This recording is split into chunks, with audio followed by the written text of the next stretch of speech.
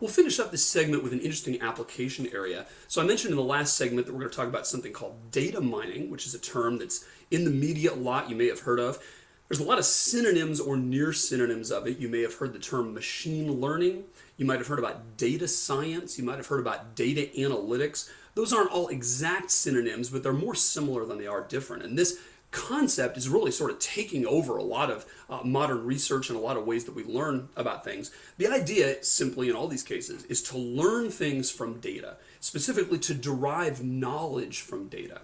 Okay, so the idea is that the world is awash in data right now. We're collecting more and more of it all the time. There's all these estimates about how large the World Wide Web is and how much it's growing every month. Every time you buy something, every time you friend somebody on Facebook, every time you travel and your GPS updates, that's recorded somewhere, right? So there's tons and tons and tons of data, mountains of it being collected.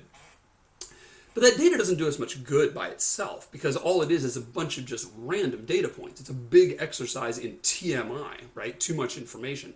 So what we want to be able to do is derive knowledge from that, understand what the patterns and the trends are in that data so that we can make future predictions, so that we can understand the past, so that we can understand more about a phenomenon, so that we can leverage the data that we have to help us make good future decisions, right? And that is the field of data mining. One subset of data mining, which we're going to talk about now, is called classification. That is a data mining task.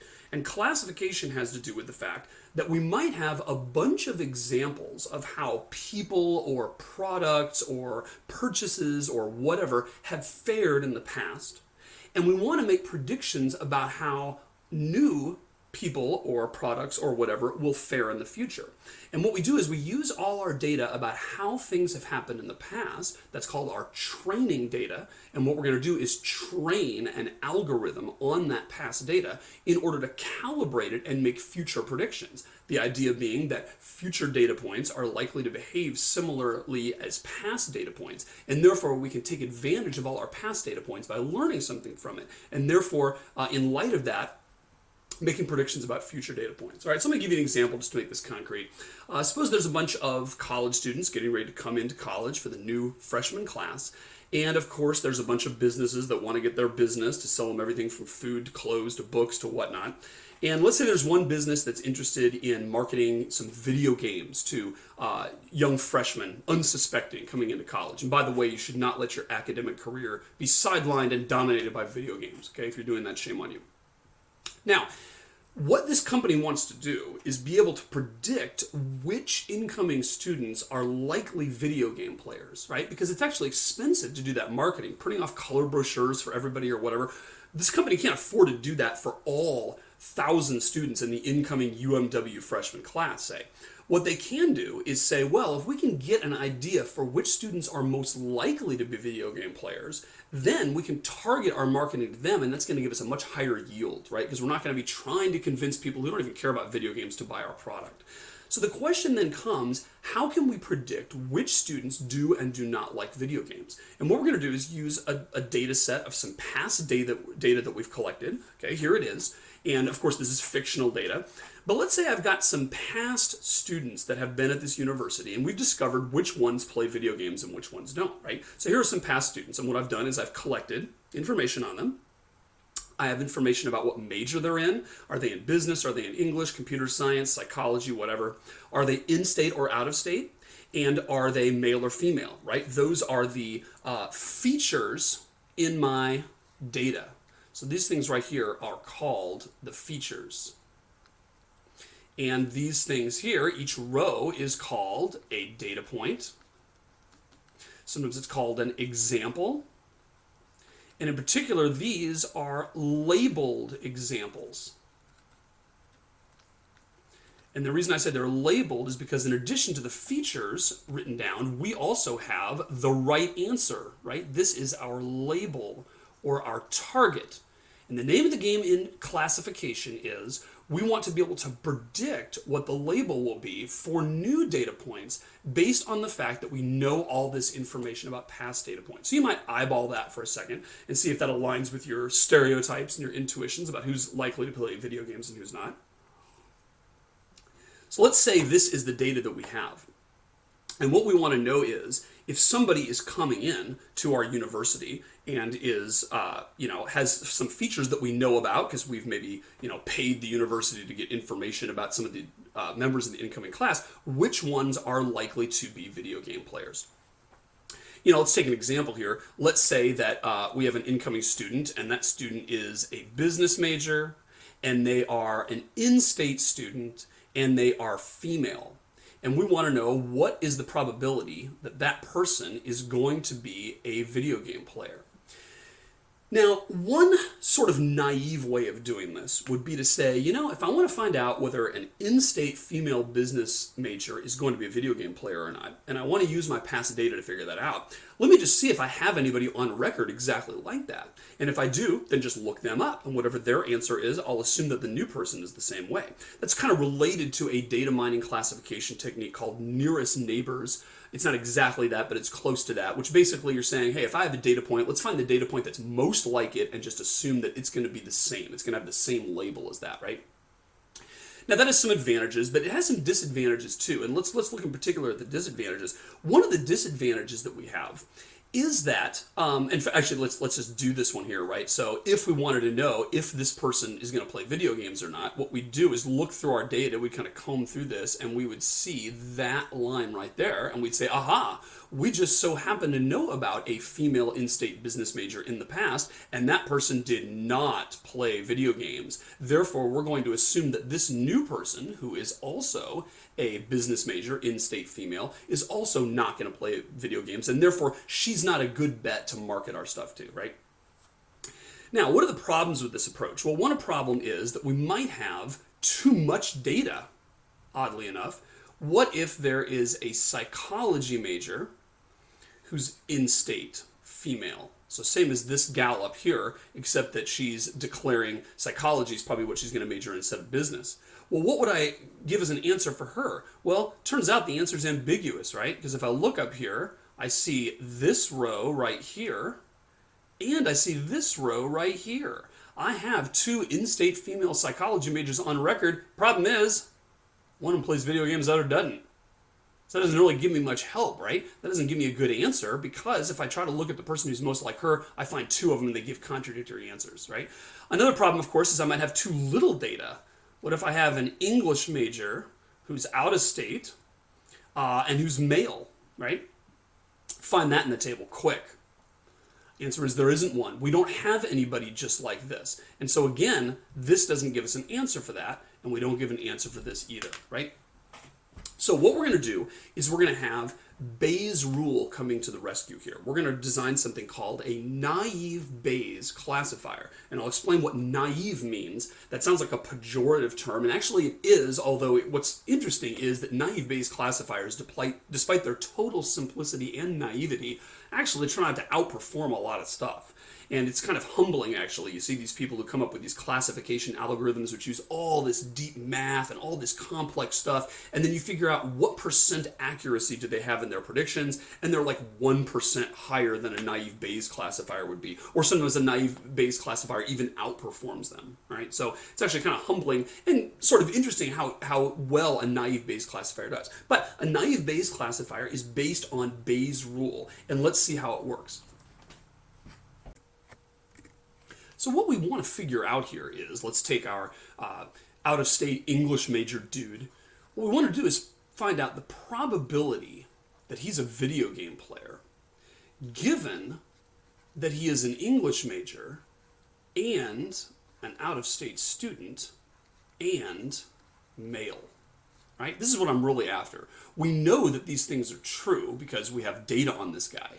But the question is, given that that's true, what's the probability that this guy plays video games? Now, as I stated before, it's difficult to get information on that, right? Because once we start combining a bunch of different features, for one thing, we don't have that many different people who match all those. There's probably, a number of English out-of-state males, but if we're also collecting information on all kinds of other things, it's very likely, or very unlikely, that we're going to find anybody who's exactly like that guy, right? So what we want to do is change this around. And what we're going to do is use Bayes' rule. We're going to say, remember, that's equal to the probability that somebody would be an out-of-state male English major given that they play video games, times the prior probability that they would play video games divided by the probability that they would be in English, out of state, male. Okay? So that's using Bayes' rule here to rewrite it. And just as we did for the text mining example, what we've done is rewrite a quantity that's hard to measure in terms of a quantity that is easier to measure. Now, so far it's not that much easier to measure, but here's the part we're gonna do to make it easier, and it's gonna be naive. Now, this is an equal sign here, right? What I'm gonna do now is I'm gonna put a wave equals sign, because this is not equal to, this is assuming that this is equal to or close. And here's what we're gonna do. We're gonna say that is maybe kind of sort of equal to the probability that you're an English major only, given that you play video games, times the probability that you're out of state student, given that you play video games, times the probability that you are male, given that you play video games. So this much here is a naive rewriting of this right here. And I'll tell you what the naive part is. This is what you'll remember this from before. Remember, we said the probability of two events, A and B, both coexisting, is simply equal to the probability of the first one times the probability of the second one. If and only if they are independent events. That was our key assumption there, right? What we said was, if we've got two different events, neither of which affect the other or influence each other in any way, like the probability that the person you meet randomly at the store is Asian, and the probability that the person you meet randomly at the store is female, if those two don't interact with each other at all, then it is okay to simply multiply their different probabilities, right? But that's an assumption that those two things are independent. Now, what we're doing here with the naive Bayes classifier is we are assuming, and we're doing it naively,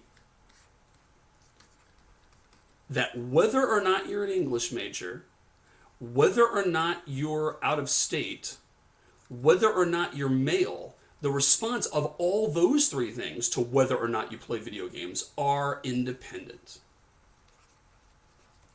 And if they are, then what I've just written here and circled here in the blue does in fact make sense. Now, we're not done, because of course we have to then, finish the thing. We got to multiply by the probability that you play video games and divide this whole thing by the probability that you would be an English out-of-state male, right? So we're just kind of completing the equation here. But I want you to see that going from here to here, that's where the naive part comes in.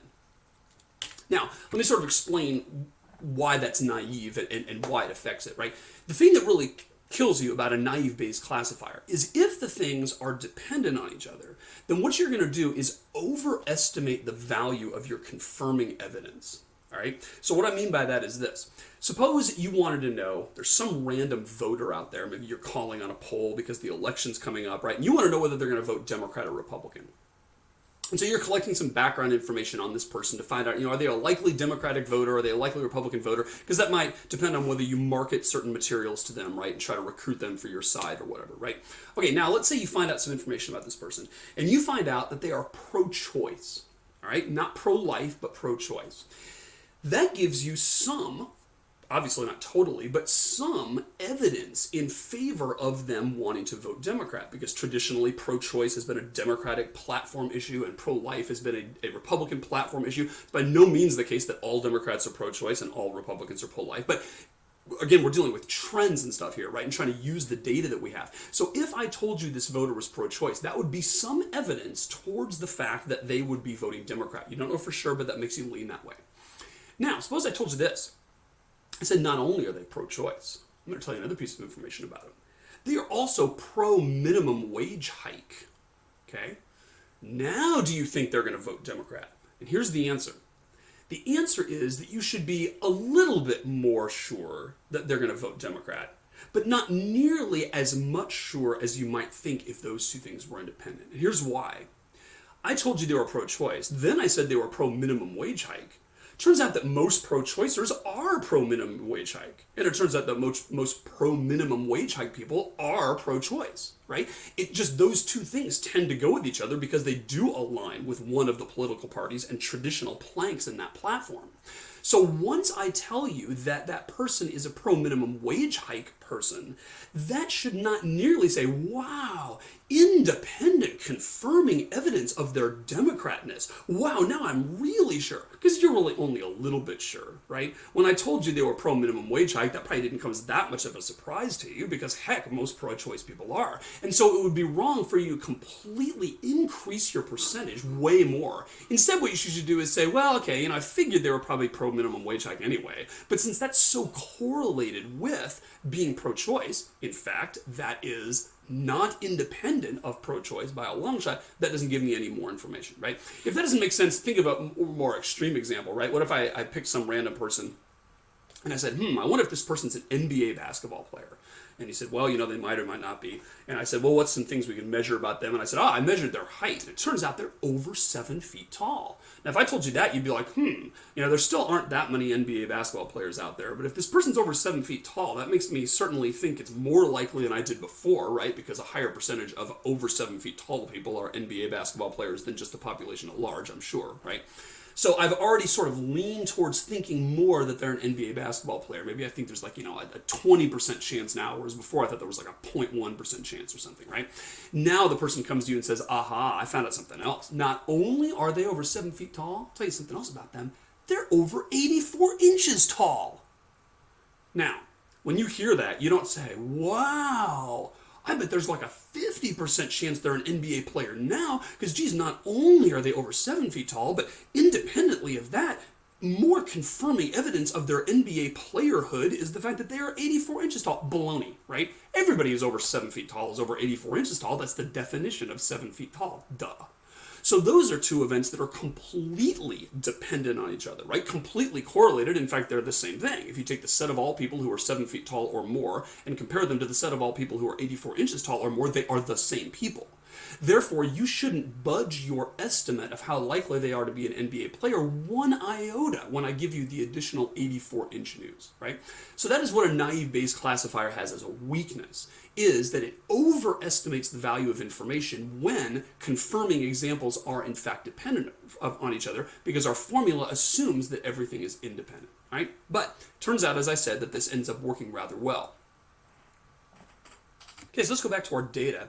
Again, what we want to figure out is the probability that this dude plays video games, given that he's an English major and out of state and male.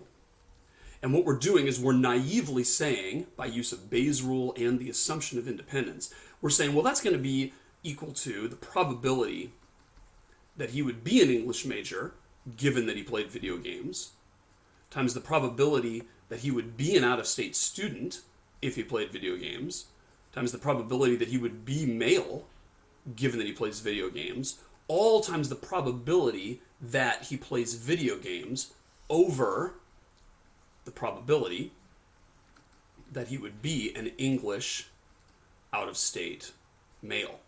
And of course, what we want to do is compare that to the probability that he would not play video games, given that he's an English, out-of-state, male. And that, by all the same assumptions, is going to be the probability that he'd be an English major if he doesn't play video games, times the probability that he'd be an out-of-state student, given that he doesn't play video games, times the probability that he'd be a male, given that he doesn't play video games, times the probability that he doesn't play video games, all over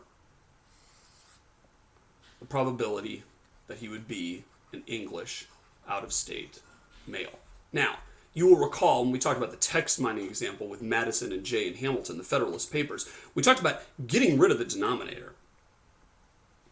And that's because this denominator here and this denominator up here are the same. And so if really what we want to do is compare this quantity here to this one down here, we don't need the denominator, right? We can just compare the two numerators, see which numerator is bigger. So that's what we're going to do here. Now, question, how can we use our data to get an estimate of these things? Like that one right there. what's the probability that someone is an English major, do you think, given that they play video games? Now, that's kind of a weird question to think about in the abstract, but in terms of data, actually turns out to be not too bad. Here's what we're going to do. We're going to say, well, let's look at all the people we have who are video game players. It's like, that's one, that's one, that's one, that's one, and that's one. So those are all the people we have on record who are video game players. If we want to figure out what the probability that someone would be an English major if they're a video game player, let's just count how many English majors there are in that group. And it turns out there's one, only the bottom one. So we only have one person on record as having been an English major and a video game player, and that is 1/5.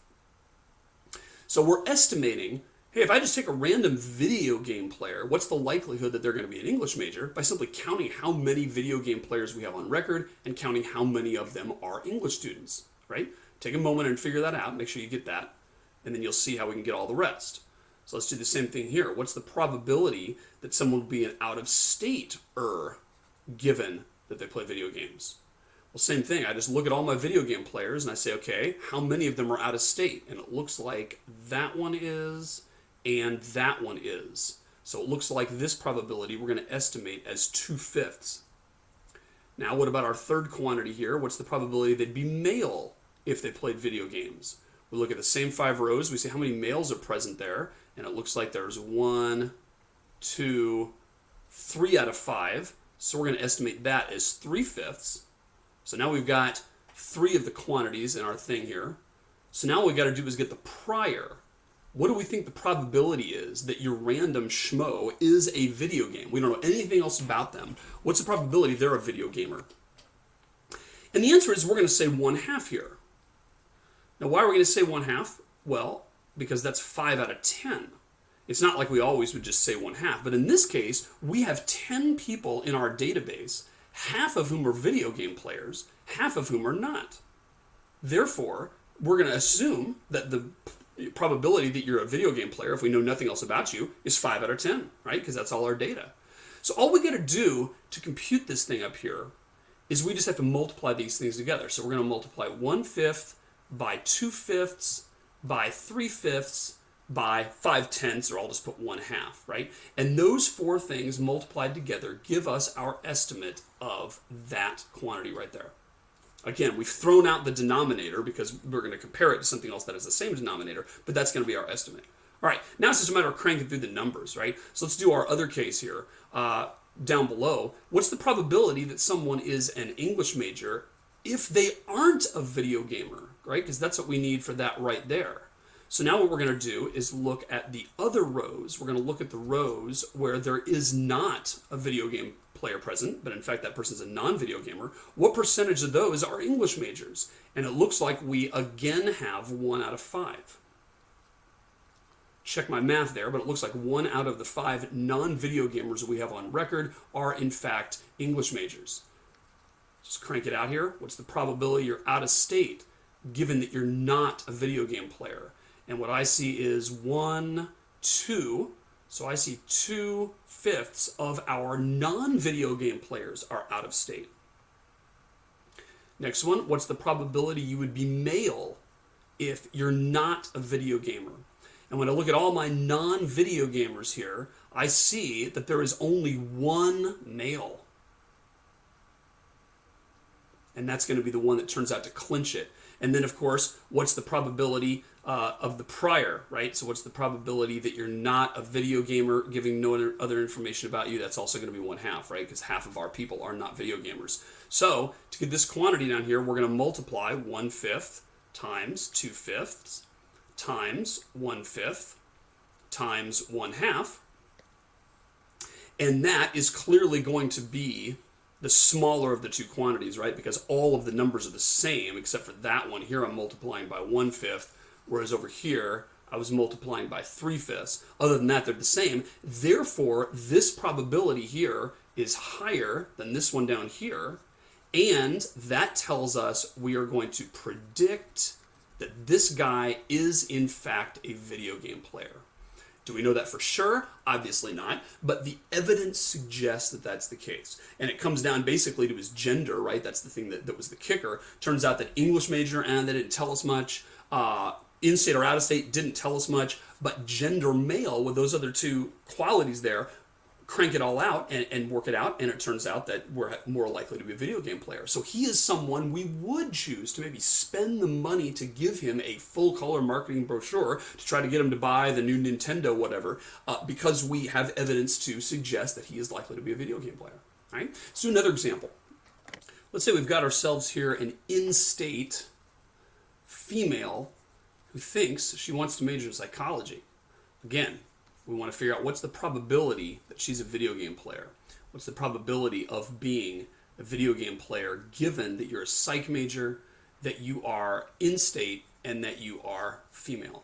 And we're going to approximate that by saying, well, that's the probability you would be a psych major if you were a video game player, times the probability that you would be in-state given that you are a video game player, times the probability that you would be female given that you're a video game player, times the probability that you're a video game player.